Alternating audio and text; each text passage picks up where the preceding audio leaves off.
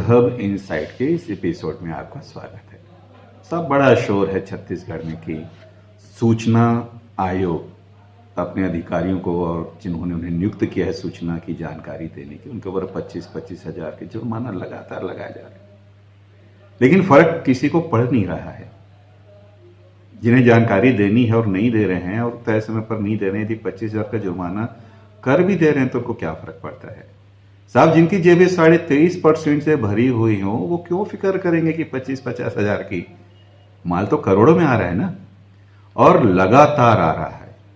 हम आपसे बात करते भी हैं और आप तक जानकारी पहुंचाते भी हैं और आप हमें अप्रिशिएट करते हैं, हम आपका धन्यवाद करते हैं और हमेशा आपसे कहते हैं कि हमारे एपिसोड्स देखते रहिए, हमें अवगत कराते रहिए, ताकि हम हमेशा आपके विचारों को और आपके सुझावों को ध्यान में रखते हुए अपने काम को आगे बढ़ाते रहे। तो आज हम बात करेंगे सूचना के अधिकार की।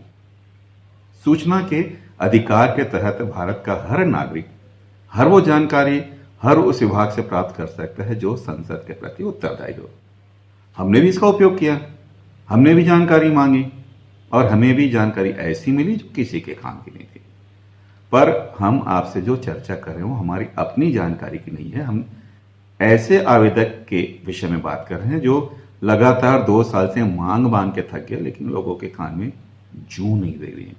जू से याद है कि बिलासपुर में एक जू भी है, कानन पेंडारी, और उस जू में इतने जानवर मर रहे हैं लगातार। सरकार बाहर से ला करके लोगों के लिए, लोगों की शिक्षा के लिए, बच्चों के मनोरंजन के लिए उनके प्रति आकर्षण बढ़े, उनके संरक्षण के प्रति बच्चों में जागरूकता बढ़े, प्रयास कर रही है। लेकिन अधिकारी हैं कि जो माल, जो खाना, जो दवाई, जो प्रोटीन जानवरों के लिए आनी है और जानवरों को खिलाना चाहिए, वो स्वयं खा जा रहे हैं और जानवर बेचारे कभी तो कुपोषित होकर मर रहे हैं और कभी बीमारियों से मर रहे हैं। चलिए आप देखते रहिए और मैं आपको जानकारी देता हूं। क्या जानकारी उस आवेदक के पास आई और उसने हमें जो बताया मैं आपको पढ़ के बताता हूं। हम बात कर रहे हैं डीएफओ कुमार निशांत और संचालक अचानकमार अमरकंटक बायोस्फीयर रिजर्व कोनी की संचालक विष्णु नायर। एक मामला हमारे पास एक आवेदक ने भेजा था कि उसने कानन पेंडारी में पिछले 3 साल में जानवरों की हुई मौत, उसका कारण और जिन जानवरों का पोस्टमार्टम हुआ, परीक्षण हुआ, उसकी रिपोर्ट। तो डीएफओ और जो जन सूचना अधिकारी है उन्होंने ये कहा कि ये जानकारी तकनीकी है और हम आपको नहीं दे सकते। पोस्टमार्टम रिपोर्ट गोपनीय और तकनीकी कैसे हो सकती है? आवेदक ने जब सूचना अधिकारियों से बात की तो उन्होंने कहा कि जो जानकारी हमें देनी चाहिए थी हमने आपको दे दी है, बाकी जो जानकारियां हैं वो गोपनीय हैं और तकनीय हैं और धारा के अंतर्गत, जो नियत धारा है उसके अंतर्गत हम आपको नहीं दे सकते। सूचना का अधिकार अधिनियम में यह स्पष्ट लिखा है कि हर वो जानकारी जो संसद के पटल पर रखी जा सकती है वो आवेदक को दी जा सकती है। अब पोस्टमार्टम रिपोर्ट ऐसी कोई गोपनीय और तकनीकी जानकारी तो नहीं है जो नहीं दी जा सकती। भाई, कोई जानवर क्यों मरा, बीमारी से मरा, जानवर या किसी जहरीले कीड़े के काटने से मरा, भूख से मरा, कुपोषण से मरा, इतनी ही तो इसमें जानकारियां थी। इसमें तकनीकी और गोपनीय क्या है? लेकिन आवेदक को यह जानकारी नहीं थी और उनको टरका दिया गया। जिस आवेदक ने बिलासपुर वन मंडल में जानकारी मांगी थी सूचना के अधिकार के तहत, उसने हमें बताया कि साहब, यदि पिछले 3-4 साल की, या जब से कुमार निशांत आए हैं या जब से ये अचानकमार अमरकंटक बायोस्फीयर रिजर्व कोनी संचालक विष्णु नायर के पास आया है, तब से जानवरों की जो मौत है वो संदेहास्पद है। यदि पिछले 3 साल की जांच की जाए तो ऐसे चौंकाने वाले तथ्य सामने आएंगे कि लगेगा कि साहब, जो जिम्मेदार लोग बैठे हैं उनकी दिलचस्पी न तो जानवरों में है, न जंगल में है, न जनता से सरोकार है, न सरकार से। उन्हें तो बस सिर्फ इस बात की फिक्र है कि कैसे 23.5% जो आ रहे हैं वो रुके नहीं।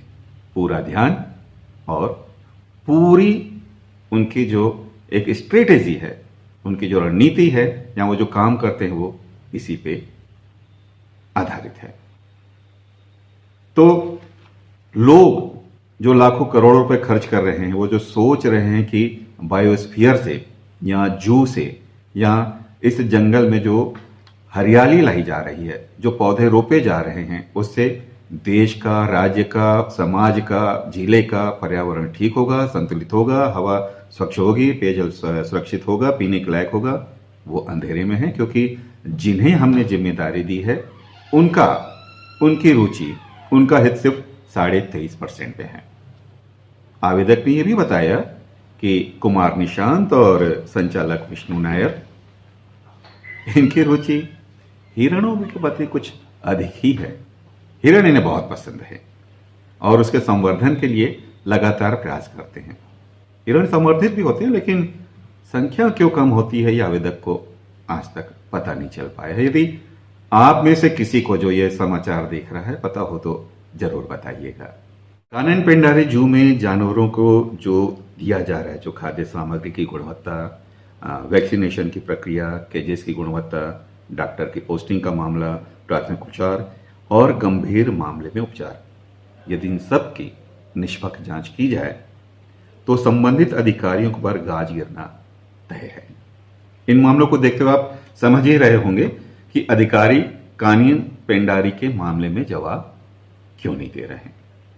वहीं कुमार निशांत भी बार बार सूचना के अधिकार कानून की धारा 18 का घोर उल्लंघन कर रहे हैं। धारा 18 में साफ लिखा हुआ है कि इस धारा का उल्लंघन करना सूचना आयोग के आदेश को दरकिनार करने के बराबर है।